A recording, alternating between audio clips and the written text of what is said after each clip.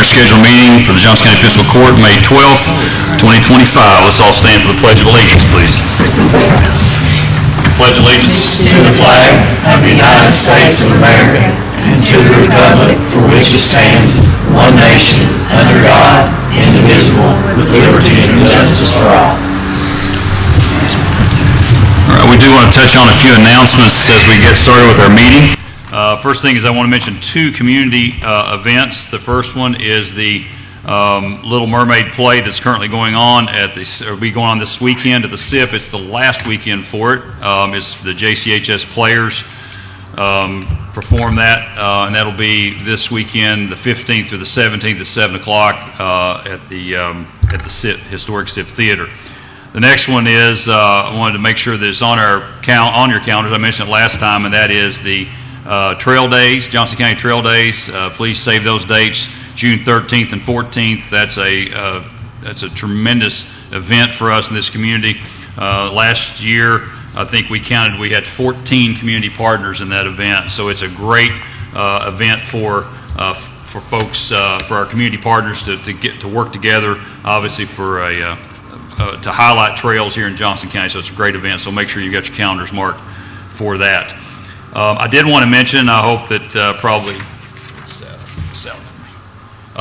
you may have seen it in the newspaper recently, but we did have two local firefighters who were recognized with the National Fallen Firefighters Memorial Service in Maryland. Recently, those two firefighters were Geneva K. Salyer, Red Bush Volunteer Fire Department, and Gregory T. Van Hoos with the Rock House Volunteer Fire Department. So certainly well-deserved recognitions there, as I understand from the information I received, that there will be, I think there were 70 firefighters who died in line of duty in 2024, and so they were recognized. So we had two locals that recognized. Once again, just highlights how much we appreciate the service of folks who are first responders and the work that they do in our community, and certainly a well-deserved recognition for those two firefighters.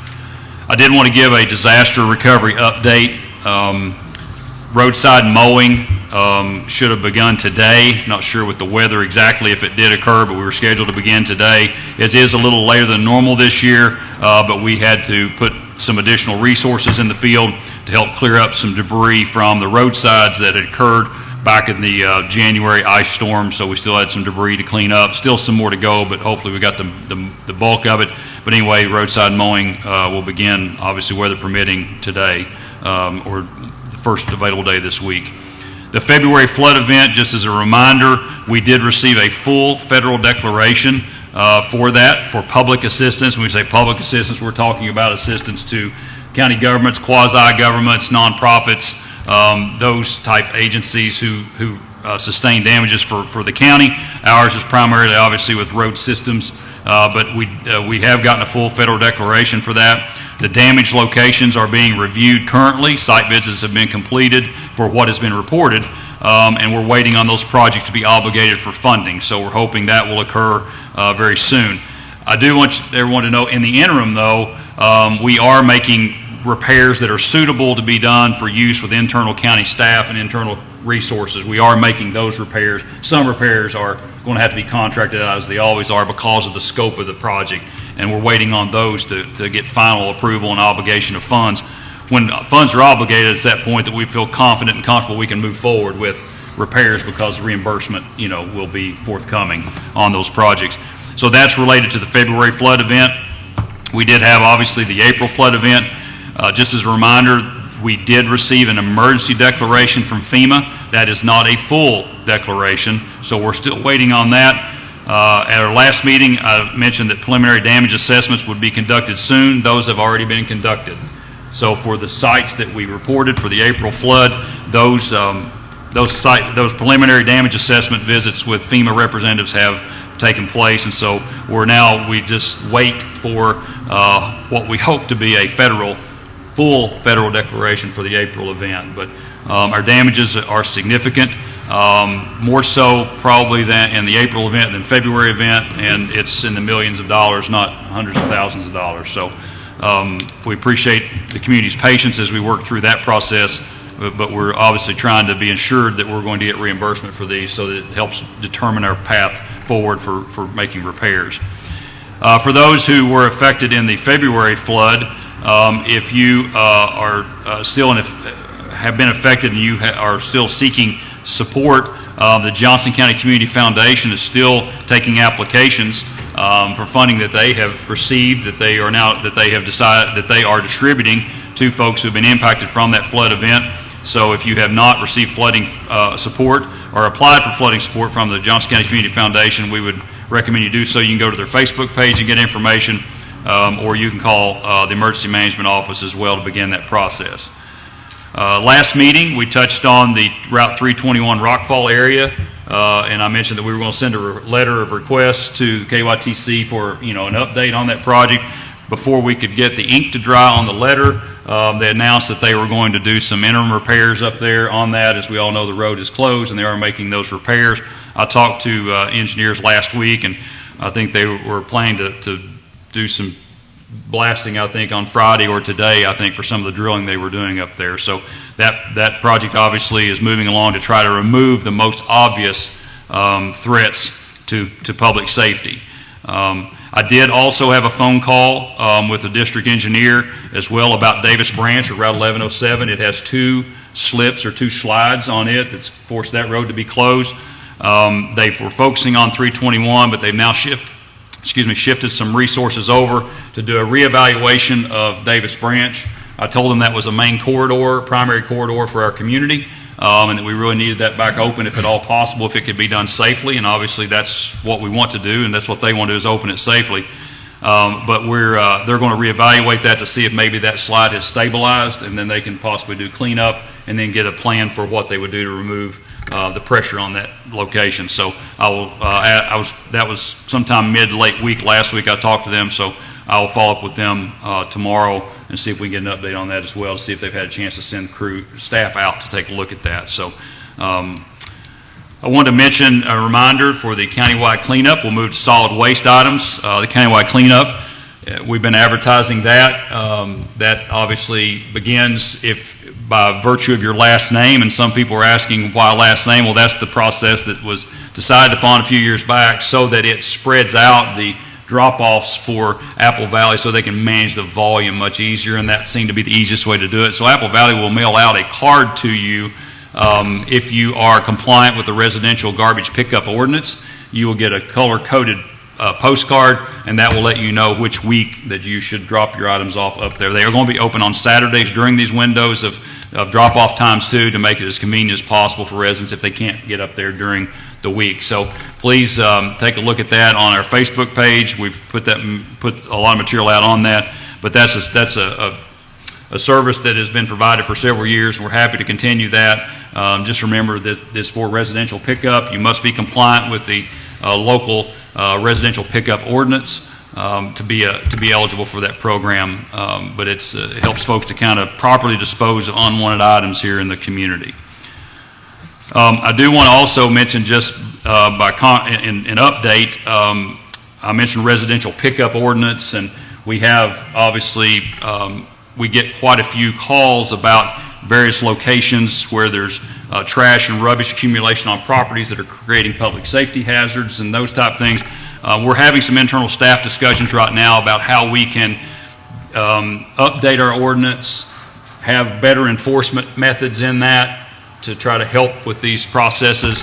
It's still a working process, but nevertheless, we've had some internal meetings about that, and we're working on gathering some more information. But we want folks, as I've always said, we want them to take personal responsibility, because I believe that the Solid Waste Commission, and with the support of the Fiscal Court, we offer quite a few programs to help people properly dispose of their items. So I feel good about what we're doing with the programming, but I think we have to get to the point where that we have to ask folks to be more personally responsible for the decision making on some of these items. And I think that a better enforcement plan that's more suited for today's times, I think, is warranted. So we'll be coming back soon with a proposed update to that ordinance to where we have better enforcement opportunities through that in that process to help both with residential pickup, which is a requirement of all residences in Johnson County, as well as we have ordinances about trash and rubbish accumulation on properties. And again, you know, it's an impact because of public safety at times if they reach those levels. So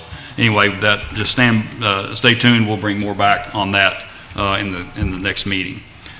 I did want to, while we're in announcements, I know we've talked a lot about the trail systems that we've been working on. The court has been very supportive of the trail systems and how valuable they are to us.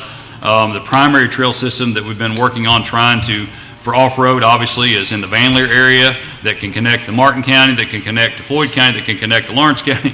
But we focus on, obviously, properties in Johnson County so that we can do our part to get our trail system connected. Laura Pike is our representative on what we know as the First Frontier organization, which is the name of the organization that was formed as a result of legislation by the Kentucky Mountain Rural Recreation Association. That's a legislatively approved organization that's funded legislatively. But we have 19 counties, I believe, that's within that organization, and at any given time there are 9 voting members on that board. It's a rotating. So Johnson County does have its representation on that board, you know, when we do rotate on for voting purposes. But Laura represents us and has the entire time. But she wanted to give us a brief update. There's a map on the screen over there that she and then Brandon, who works for First Frontier as well, does a lot of work with trails and working with the maintenance and obviously acquisition of leases and that type of thing. But Laura, I guess we'll give the floor to you to update us on where we're at with our trail system. Thank you so much, Jay. Sure. I did bring, so y'all could get a little closer look. Got you. Pass it down and take a look at it, because it is hard for everyone to see. So as an update to what we're doing here in Johnson County, Van Leer has primarily been focused on because of the connectivity at our hands. We had a significant amount of trails in Martin County through a Pocahontas lease. And so we knew that our 26 miles, which is what we had originally mapped in Van Leer, was going to be great, but we needed places for that to go outside of that, because off-roaders like distance. They like to be able to go different places. So we established this route, believe it or not, in 2019, and we've been working on it ever since, trying to get it closed in and all of the leases in place. What First Frontier Appalachian Trails does is a legitimization of outlaw trails, because we obviously can't market outlaw trails. Right. Some do. It's not a very good business model.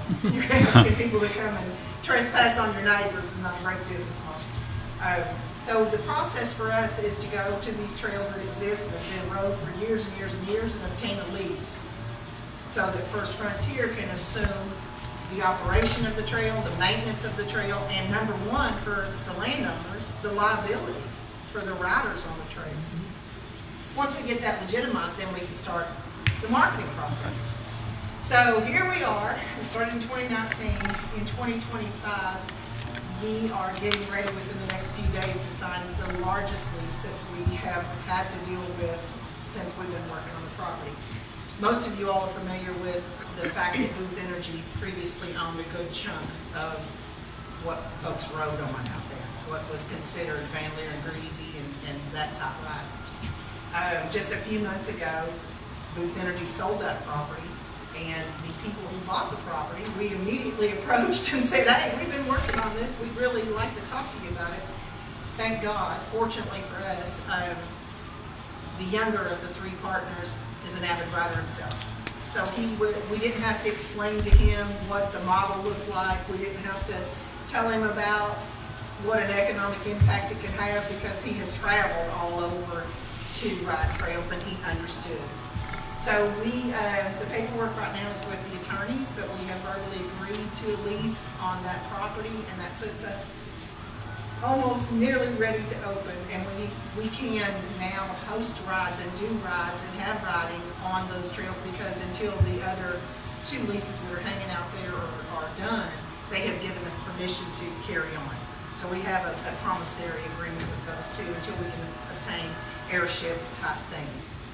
So if you look on, the whole purpose of Kentucky Mountain Regional Recreation Authority was to build the economies around the small towns that had suffered post-COVID economically. Van Leer more than fits that bill. And Boone's Camp fits that bill. If you look there, you'll see just in looking, there are multiple businesses that are already seeing pretty good impact from trail goers. And we hope to see even more. There are 2 new campground places that are in development right now we didn't include on this map, but you can already see that we are leaning into it hard. We have multiple businesses in Johnson County, Family Foods, and out at Crossroads General that are already selling permits for the trails because we have some lodging. And even though we knew our trails weren't locked down yet, we knew we were really close. And we have a component that they have to have when they come here, and that's a place to stay. Sure. So if you'll take a look there, we have our trailhead at one of the businesses developed to support trail riders, and that's Van Leer Camp and Ride. Next to the campground, I guess it's been just a little over a year, hasn't it, Brandon, since we approached the owners and said, what you have here next to your campground would make a great trailhead. Would you all want to lease the property to us for a maintained trailhead? And they agreed. And I'm happy to report this goes up this afternoon. Oh, very good. So we are as legit can get. Gotcha. We have a campground and we have trails for the campers to access. Very good.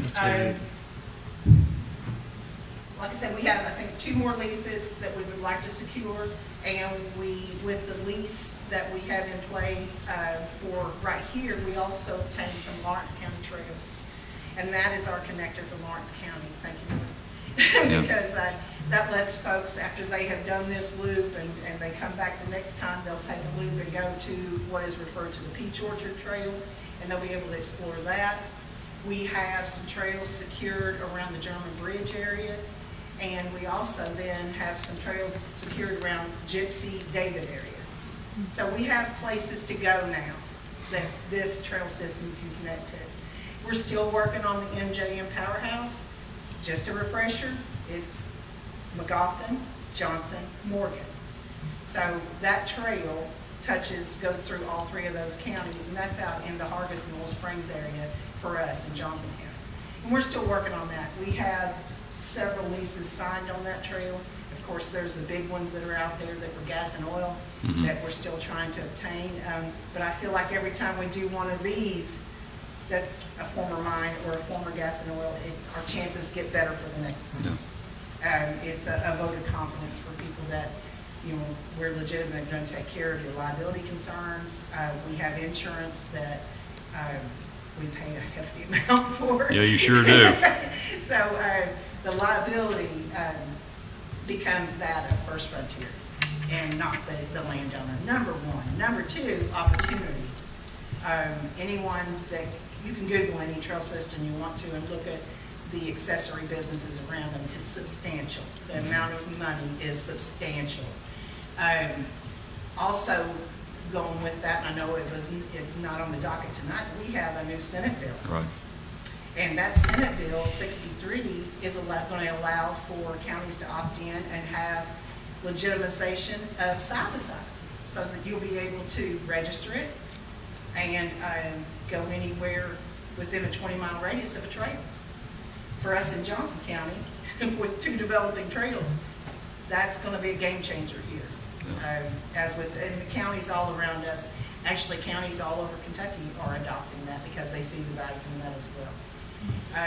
So that's something we'll talk about later, and I brought a graphic just for the court to understand what happens with regard to that, so you can take a peek at it and pass it along. But so yeah, it's been a minute since I've been here to report to you all, but I want you to know I've been working. There's been a lot of work that has gone into the last year.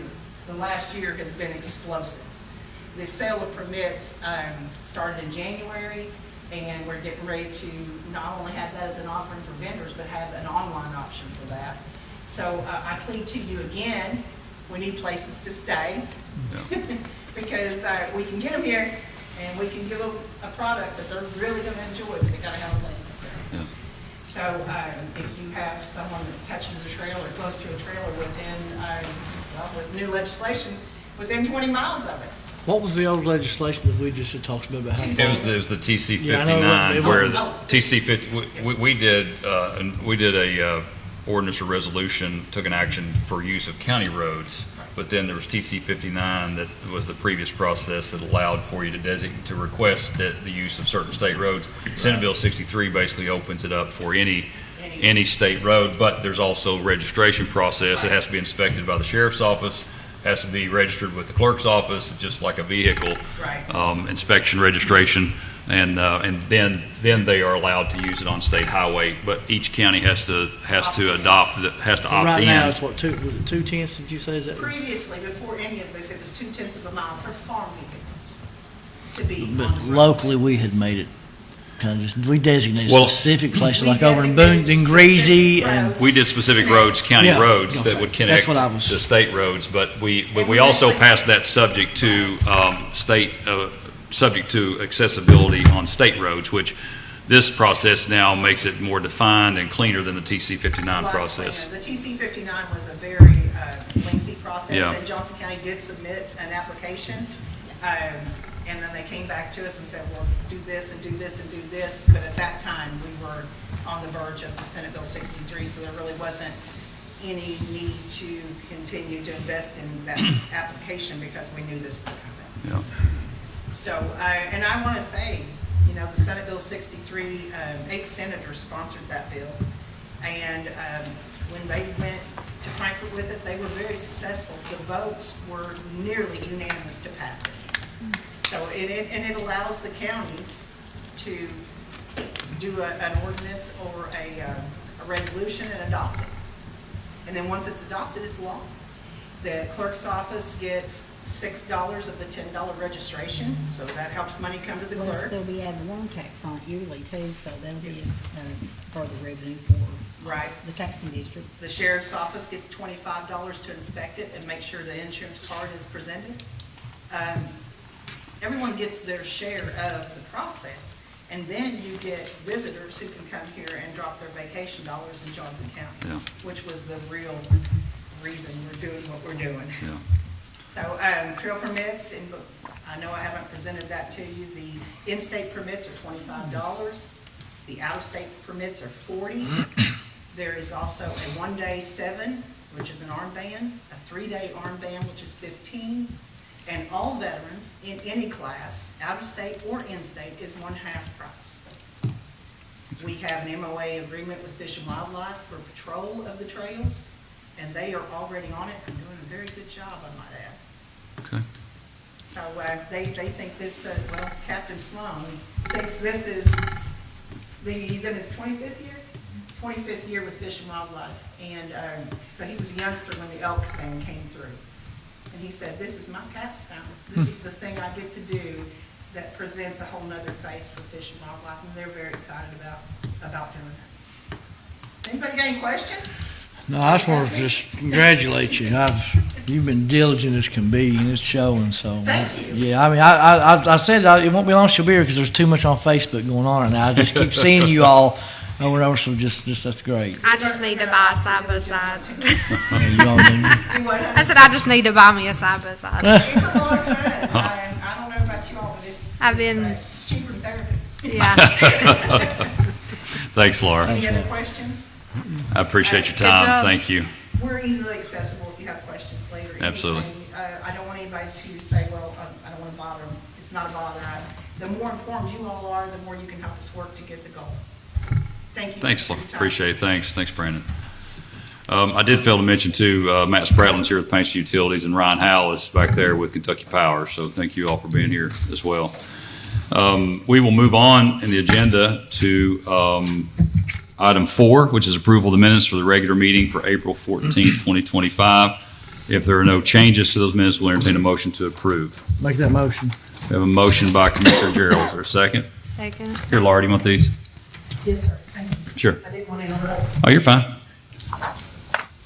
Thank you so much. Second by, You too, Laura. you too, thanks, Laura, by Commissioner Click. Any discussion? All in favor? Any opposed? Next is presentation of the monthly bills. You have a claims list as well as some individual claims. Happy to answer any questions on those if you should have them. If not, we entertain a motion to approve those as presented. Make that motion. Motion by Commissioner Click. Is there a second? Second. Second by Commissioner Sauer. Any discussion? All in favor? Any opposed? Next is approval of the transfers and financials for the fiscal court. Happy to answer any questions on those as well. Most of those are fairly self-explanatory.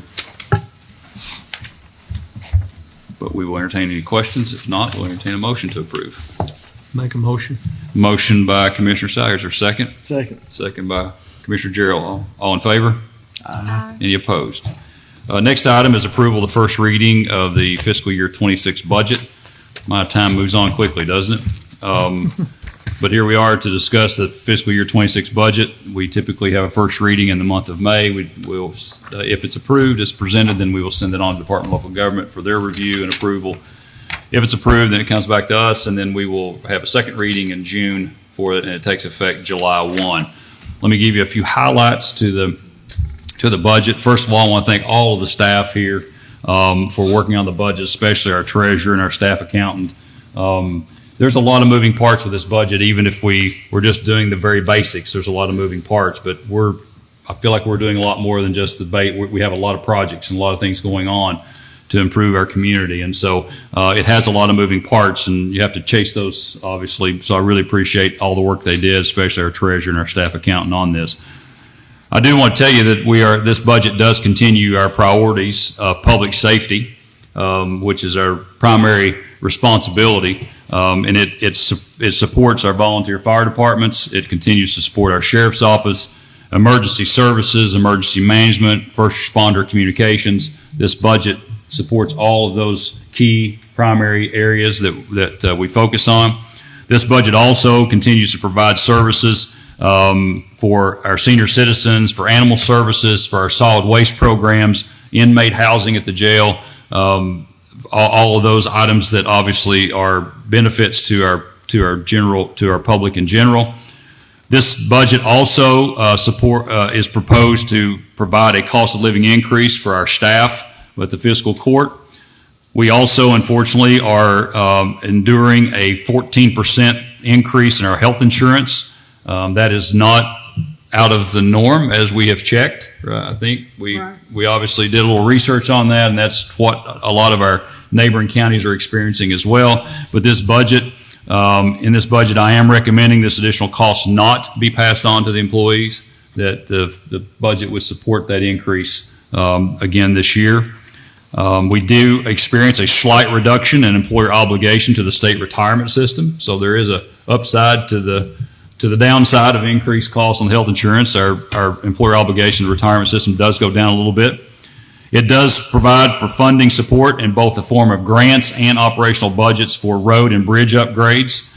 It does allow for the projected impact of disaster recovery. We can't leave that out of our equation because it's probably, at this point, our early estimates are the two disasters in February and April are somewhere around $3 million in total damages, and that's still a moving number. So this budget does allow for that projected impact on disaster recovery. And it also provides for planned funds for capital projects like the athletic field complex at Hager Hill and entertainment pavilion at Van Leer, which is with support of community partners. It also supports several municipal water line and sewer line extension projects that we have currently in the works right now. It does provide for those. So I think, hopefully we've presented to you a budget that I think meets the objectives of serving the community as best we possibly can, meeting any statutory requirements for the state, but also meeting what obviously are priorities with respect to how we serve the general residents of this community. Entertain any questions about the budget. I know you have not had a lot of time to review it, and I apologize for that. We just simply have been working on it as hard as we can, trying to capture everything as best we possibly could for the budget, but entertain any questions you might have about it. And we can talk about it more in detail the second reading as well. The first reading obviously just moves us forward to present to the Department of Local Government for their review of any questions they may have about the budget. But it is a total budget of, general fund is 8.8 million. These are just rough numbers. Road fund, 6.2 million. Jail fund, 714,000, and LGEA or coal severance at 988,000. Then we obviously have all of our grants, projects, and industrial projects that are in addition to that as well.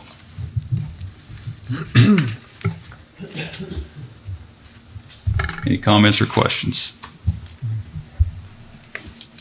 And it does balance, correct, Treasurer? Correct.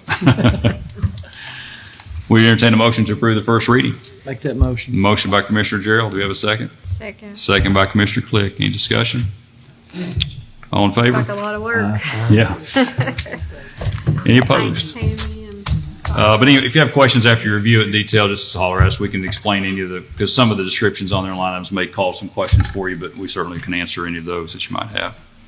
Next item is approval of the clerk's claim for calculation of motor vehicle and boat bills for fiscal year 25. The claim is for $4,038.30. This is an amount due to the clerks by the fiscal court for the licensing of motor vehicles and watercraft. Just need a motion to approve that claim. Make that motion. Motion by Commissioner Salyer. Is there a second? Second. Second by Commissioner Gerald. Any discussion? All in favor? Any opposed? Next is approval of the jailer's fiscal year 26 salary and duties, and that is per KRS 441.245, paragraph 3, subsection B, lines 1, 2, and 3, is required that this be approved by the fiscal court. And you can see the salary, which would include any cost of living increases that are approved if it gets approved through the budget, which the first reading was just approved, but it also outlines all the job duties that the jailer has, assisting with court facility security, representing Johnson County on the Regional Detention Center Board, maintaining quarterly reports on jailers' activities, supervision of community service workers, supervision of work release inmates for community projects, utilizing inmates for cleanup for solid waste, mainly roadside, as well as responding to emergency disasters and crisis as needed. So we did this last year as well, but we just need approval of this resolution to comply with the KRS, please. Make that motion. Motion by Commissioner Salyer. Do we have a second? second. Second by Commissioner Click. Any discussion? All in favor? Aye. Any opposed? Just need approval to advertise for bids for road department bulk materials and supplies. Make that motion. Motion by Commissioner Gerald. Is there a second? Second. Second by Commissioner Click. All in favor? Aye. Any opposed? We will open those bids at the next meeting in June so that they're in place by July 1. Next item is approval of the county road aid agreement. This is a resolution and agreement. This provides for county road aid in the amount of $1,198,481.49, less 3% that goes into the emergency fund. We just need approval of this resolution and agreement for fiscal year 26, obviously beginning July 1. Make that motion. Motion by Commissioner Click. Is there a second? Second. Second by Commissioner Salyer. Any discussion? All in favor? Aye. Any opposed? Next, we want to open and approve bids for illegal dump cleanups. We have 5 locations, correct, Judy? We have 5 locations. We have 3 bidders for each location, so I'm going to open them by location, Sally, so it makes it a little easier to track them. The first one is going to be the Pricetown Road location. The first bid is from Fannin Contracting, LLC. And these have all been reviewed and approved by the state, and we have commitment from the state for a 75% match for the cleanup of these. We will have to pay 25%, but Is that up to anything or just? they came out and reviewed the sites, and they assigned values to what it would cost to clean them up. So the first one is $2,850 by Fannins for the Pricetown. The next one is Keaton Excavation from West Liberty. Their bid on Pricetown was $3,500. The last one for Pricetown is STP Trucking, and their bid was for $4,444. Next location is Punchin Creek Road. Do First- we award these individually or? If we can open them, and then if the court should choose, they can award to the lowest bidder for each location, if that would work for you. Does that seem okay? Oh, yeah, that's fine. Sally, is it all right to do it that way? Because we're putting on record their bids, and so we can just award to the lowest bidder. Is it the same three on each one? It is. For Punchin Creek, Fannin Construction was $2,250.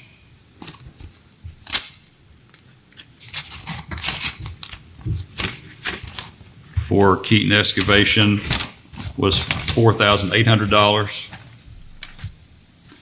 And for STP Trucking,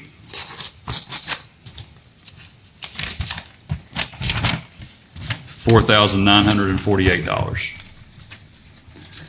Next location is Sitka illegal dump number 1, Harris Branch. Let's do Fannin's first. Don't get out of order now. I know. $4,200. Fans. Yes. Keaton Excavation.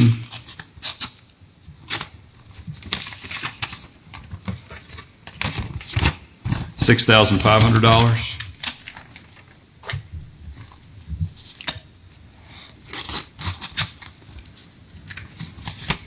And STP Trucking, $8,248. Next is Sitka illegal dump number 2 at Harris Branch.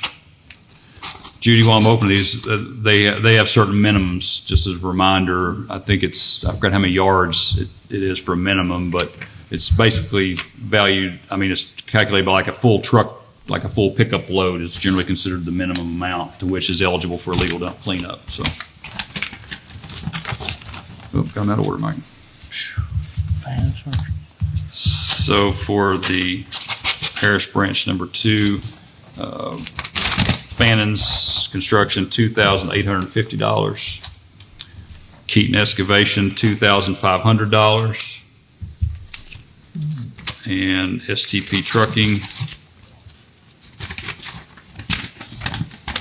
is $6,820.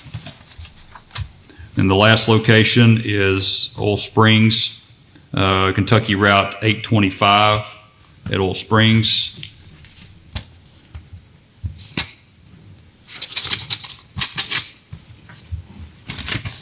This location from Fans Construction is bid at $3,250. Keaton Excavation,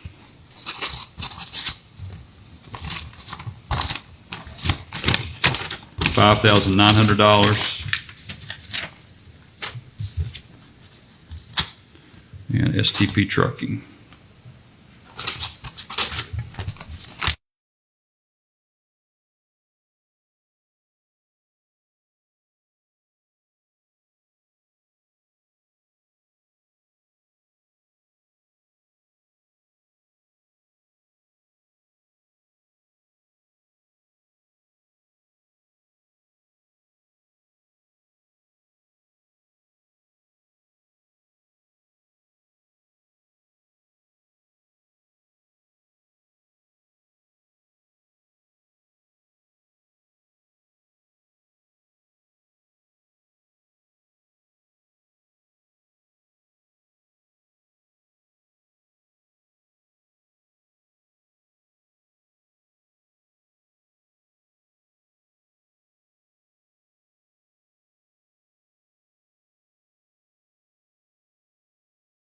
Second by Commissioner Click.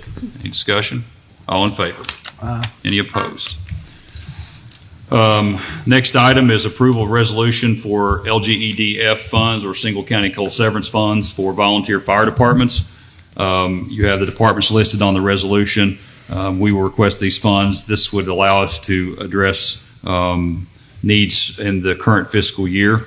The total request for the departments listed is $32,000. So this is the first step, is for the court to approve this resolution. Then Carla secures concurrence letters from our legislators, our representative and our senator, and then we we'll forward that on with the request with the scope of the project to DLG for their approval, and then they send back a agreement if approved. So but this is the first start. So we entertain a motion to approve that resolution. Make that motion. Motion by Commissioner Gerald. Is there a second? Second. Second by Commissioner Click. Any discussion? All in favor? Aye. Any opposed? I'd like to table item 14 until the June meeting. Item 15 is approval to close the corporation courthouse resolution bank account and transfer the funds to the general fund under the line item capital projects -courthouse. As we researched, we had a checking account that has existed since 1983, and it was related to funding for the annex. When the annex was built, so it's related to that, but it's just been sitting in an account, and so instead of to help reduce administration of maintaining a checking account that has no activity on, because obviously that project is long paid off.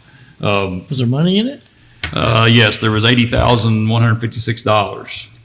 And it's just simply been, accruing interest. But it's obviously after talking with treasurer, it's just another account that simply has no activity. It just causes us to have to maintain. So, but I also want to identify it properly where these funds came from, and they came as a result of the annex of this building. So it seems appropriate we would put them in our budget for use in capital projects. If we should have to replace HVAC units or roof or things like that, then we'll use it for structural type, capital projects. So just need approval if the court would thinks this is appropriate to close this account and then to transfer those funds to the general fund under capital projects -courthouse. Make that motion. Motion by Commissioner Salyer. Is there a second? Second. Second by Commissioner Click. Any discussion on that? All in favor? Aye. Any opposed? The next item is related to the Judicial Center, so we'll move to the other courthouse. That bond retired in August of last year, the payoff for the Judicial Center, which was paid off through Administrative Office of the Courts. However, there had been $1,346.54 that had accrued in interest on the funds associated with that project, and so they sent us a payment. They sent us those funds to completely close out that. So I'm asking for approval from the court to deposit the interest earned into the general fund related to the bond payoff for the Judicial Center, just to deposit that $1,346.54 into the general fund. Like I said, don't need some kind of line item or nothing like that. Not at this point, Right. because it's not enough to use for capital. Capital projects usually are $20,000 plus in classification. So, Make that motion. motion by Commissioner Gerald. Is there a second? Second. Second by Commissioner Click. Any discussion? All in favor? Aye. Any opposed? Next is the emergency management report. Gary, thank you for providing the report. Obviously, a lot going on in emergency management between disasters and communications meetings, upgrading communication systems. I have to tell you, the court was very had a lot of foresight in supporting the acquisition of our tower locations to ensure that this community always had access for communications to our first responders. That was a great decision, but there's been a lot of upgrades done to those tower locations already. We've also gained some value in partnerships with some state providers of communication systems with Motorola. Gary has had some very good meetings with them. They've been here on site. You visited the sites of all 4 of our tower locations. The fiscal court acquired 3, either through an acquisition of the land or assignment of the lease. But then there's a 4th location that's out in the Flat Gap at Fox Hunters Ridge that's been in place for several years, that's actually owned by or leased to the two fire departments. But nevertheless, the county has always maintained those sites out there for the benefit of the community. But that's a big part of the conversations. But I think you'll see in the coming months that whole project will move forward, which is a $659,000 congressional earmark that helps us going to digitalize our entire communication system in the county for our first responders. That's huge, and we're really excited about that. So anyway, Gary, I stole your thunder there, but anyway, anything else on the report that? But we're really encouraged by how these conversations are moving forward now with respect to this, because we were kind of in limbo a little bit. We had the earmark of $659,000 to upgrade, but we didn't know at that point until just a few months ago really where our tower locations are going to be, because if we could not secure ownership of those towers, then we'd be hunting new tower locations. And so we're very, very fortunate to have those in place right now. And those benefit everybody. Those benefit our school system, city services, county services. There's private businesses on those towers. They benefit a lot of folks in this community. So it's really good to have them up and running. And at some point, we'll try to share photos, because I think we have some before and after photos about every location. And I think you'd be pleasantly surprised at how we've upgraded those locations to better serve our community. So, Gary, anything else? Yeah.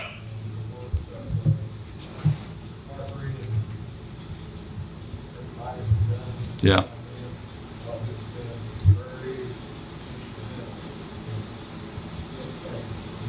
Yeah.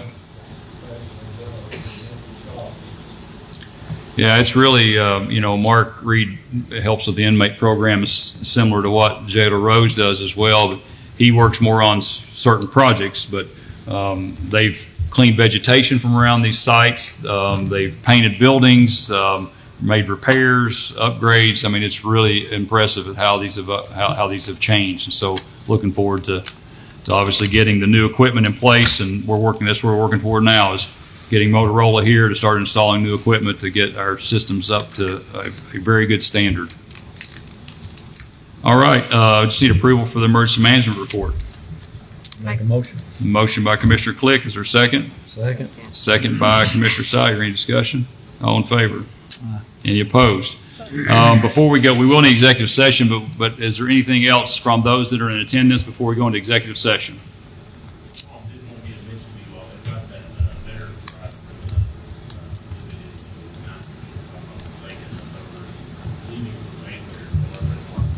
Okay. Oh.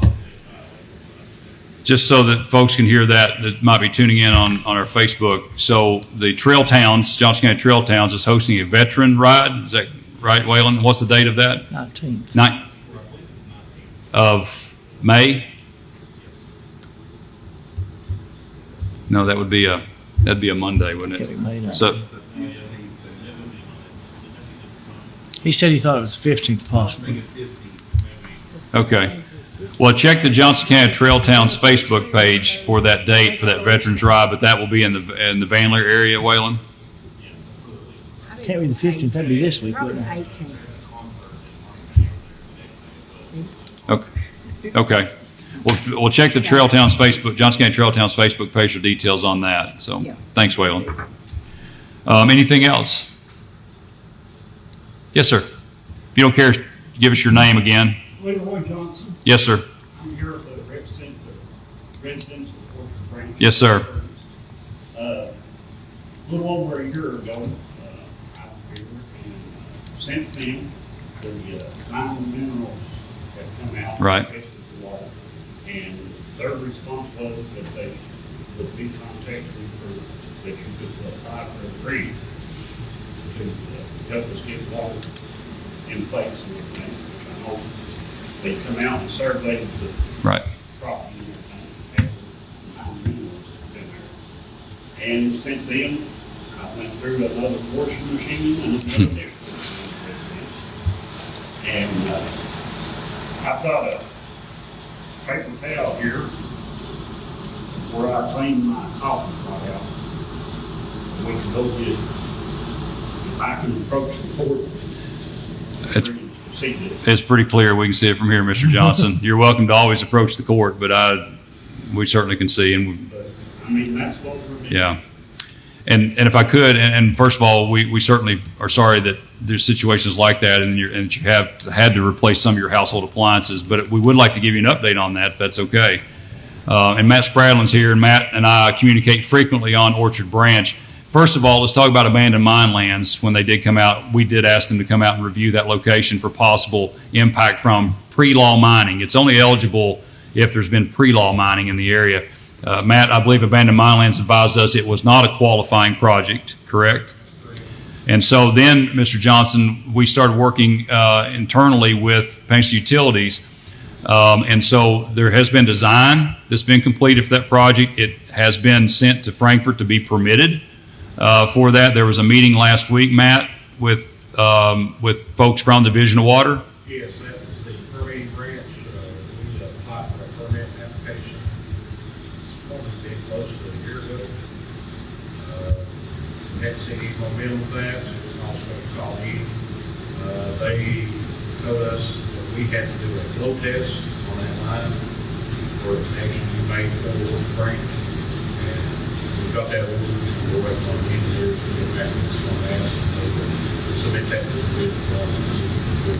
So basically, Mr. Johnson, when Abandoned Minelands told us that was not an eligible project, we took the next step, and that was to talk about internally how we can address your situation. We know it's not good, and we've been trying to figure out the best way possible. But I want to also say too that in discussion with Paints Utilities, we have also agreed that we want to pursue this project as, I guess, self-install. Is that the right word, Matt? We want to pursue it as a self-install project once we get it permitted, which means that we will work together with Paints Utilities to install that line without bidding that out to contract, because we believe it's something that can be done with internal resources.